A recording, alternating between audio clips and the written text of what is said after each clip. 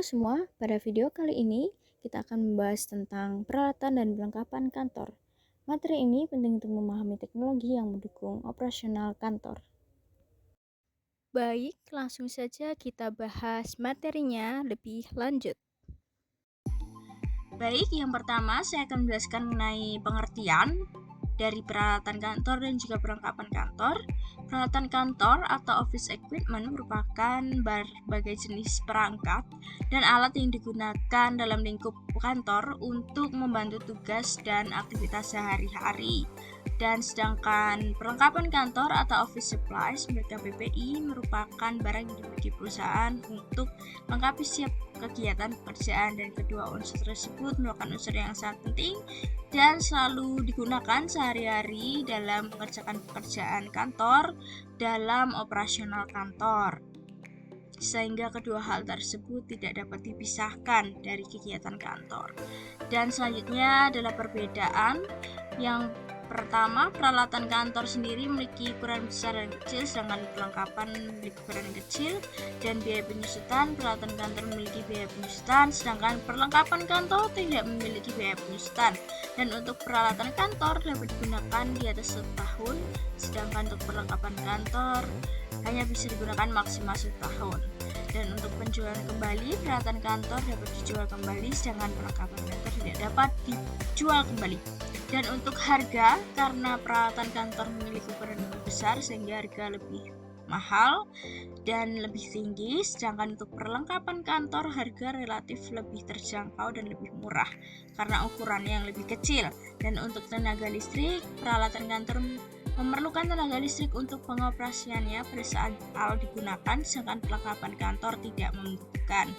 Dan untuk peran dalam produksi, peralatan kantor sendiri memiliki peran utama, sedangkan perlengkapan kantor hanya sebagai pelengkap saja. Itulah perbedaan dari peralatan kantor dan juga perlengkapan kantor. Selanjutnya ada jenis-jenis peralatan. Yang pertama, peralatan tidak bergerak, contohnya ada tanah, bangunan, sumur, menara, dan saluran air PDAM. Dan peralatan tidak bergerak ini relatif memiliki ukuran yang besar sehingga tidak dapat dipindah tempatkan, sehingga disebut peralatan yang tidak bergerak karena posisinya dari awal hingga akhir stuck di satu tempat dan tidak dapat dipindah tempatkan. Sedangkan selanjutnya peralatan bergerak yaitu mesin, kursi, meja, dan lemari arsip, dan komputer, dan lain sebagainya merupakan peralatan yang dapat dipindah tempatkan dan dapat diubah-ubah letaknya dari satu posisi ke posisi lain dan lebih fleksibel. Itulah mengapa disebut sebagai jenis peralatan bergerak, karena bisa dipindah tempatkan, berbeda dengan peralatan dengan ukuran besar seperti sebelumnya tidak dapat dipindah tempatkan, tidak dapat bergerak. Itulah tadi jenis-jenis peralatan tidak bergerak dan juga peralatan bergerak. Lalu yang selanjutnya ada jenis-jenis perlengkapan berdasarkan bentuknya, yaitu berbentuk lembaran, non-lembaran, dan buku. Yang berbentuk lembaran ada kertas HVS, formulir, kertas buffalo, amplop, map, dan lain sebagainya. Sedangkan untuk yang non-lembaran ada pulpen, pensil, rautan, stapler, pembuka surat, lubang surat, atau perforator. Dan yang berbentuk buku ada buku agenda, buku tamu, buku pedoman, buku alamat, buku telepon, dan lain sebagainya.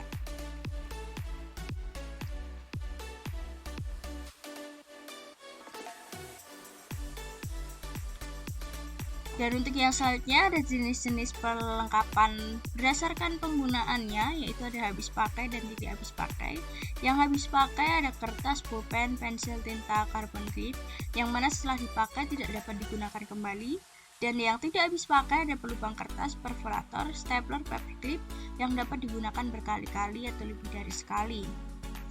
Itulah perbedaan dari habis pakai dan tidak pakai. Nah, selanjutnya ada tata cara pemilihan peralatan dan perlengkapan kantor. Yang pertama ada identifikasi kebutuhan, yang kedua ada biaya dan anggaran, ketiga ada perhatian kualitas, yang keempat perhatikan efektivitas dan fungsi, dan yang terakhir pertimbangkan teknologi dan model baru. Dan untuk identifikasi kebutuhan, kita harus menyesuaikan kebutuhan apa saja yang kita perlukan, peralatan dan perlengkapan apa saja yang dibutuhkan berdasarkan divisi atau jenis-jenis pekerjaan yang akan membutuhkan peralatan dan perlengkapan tersebut. Jadi disesuaikan sesuai dengan kebutuhannya, tidak asal memilih saja. Dan juga berdasarkan biaya dan anggaran sebagai kemampuan dari perusahaan pada saat membeli, itu juga hal yang perlu diperhatikan. Dan selanjutnya ada perhatikan kualitas dari spesifikasinya, daripada penggunaannya dan lain sebagainya, itu juga perlu diperhatikan. Lalu perhatikan efektivitas dan juga fungsi untuk alat, apakah dia dapat digunakan dengan maksimal dan dengan waktu yang lebih singkat tetapi memberikan hasil yang terbaik. Dan juga untuk perlengkapan diharapkan dapat memberikan multifungsi. Dan untuk pertimbangkan teknologi dan model terbaru agar dapat menunjang pekerjaan lebih baik karena model dan teknologinya lebih mumpuni dan juga lebih komplit, sehingga dapat menunjang pekerjaan dengan lebih baik dan mendapatkan hasil yang lebih baik dalam waktu yang lebih singkat.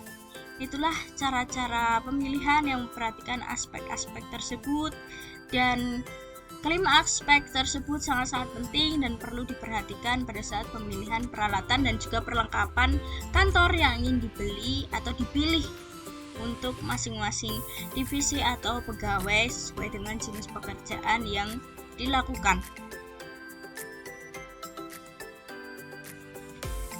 Dan hal tersebut akan sangat berguna nantinya terhadap hasil yang akan diberikan kepada pekerjaan yang telah dikerjakan oleh para pegawai, karena peralatan dan perlengkapan merupakan salah satu unsur yang membantu dan menunjang untuk hasil pekerjaan tersebut dapat diberikan dan dapat menjadi baik.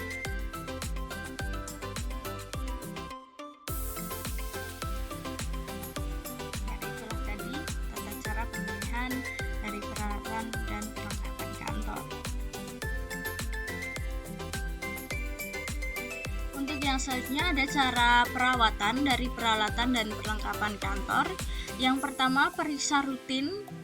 Peralatan dan perlengkapan kantor harus secara rutin diperiksa. Apakah ada kerusakan atau ada yang kotor atau ada yang perlu diganti, diservis dan lain sebagainya. Dan ini akan sangat berguna karena dapat membantu bagi karyawan pada saat menggunakannya. Dan pemeriksaan rutin juga akan sangat bermanfaat bagi peralatan dan perlengkapan tersebut sendiri, karena jika tidak diperiksa dengan rutin maka tidak akan tahu mana yang harus diganti, mana yang harus diberikan perawatan. Dan selanjutnya ada pembersihan berkala. Ini juga sangat penting karena peralatan dan perlengkapan yang bersih akan memberikan optimal pada saat digunakan, sehingga tidak akan terjadi kemacetan, kerusakan dan lain sebagainya karena dia selalu bersih dan bagi para pengguna juga nyaman saat menggunakannya. Selanjutnya ada penyimpanan yang baik. Peralatan dan perlengkapan perlu disimpan dengan baik, disesuaikan dengan jenisnya masing-masing, dan diharapkan dapat disimpan di tempat yang bersih, di tempat yang kering, dan diperlakukan secara khusus berdasarkan jenis-jenis peralatan dan juga perlengkapan itu sendiri. Yang selanjutnya ada buat SOP penggunaan, dan ini akan sangat membantu agar peralatan dan perlengkapan digunakan sebagaimana mestinya dan secukupnya, dan pada saat sudah selesai bisa dimatikan, dikembalikan ke tempatnya, dan juga tidak digunakan secara sembarangan, hanya digunakan pada saat di kantor saja dan untuk mengerjakan pekerjaan kantor, bukan untuk mengerjakan pekerjaan yang lain, dan dapat terawat dengan baik dan selalu dalam kondisi yang baik karena ada aturan-aturan tertentu untuk pemakaiannya, sehingga para pegawai pun tidak akan menggunakannya secara sembarangan dan secara lalai karena sudah ada aturan yang tertulis SOP penggunaan dari peralatan dan perlengkapan tersebut. Dan semua ini akan sangat berguna untuk peralatan dan perlengkapan kantor tersebut.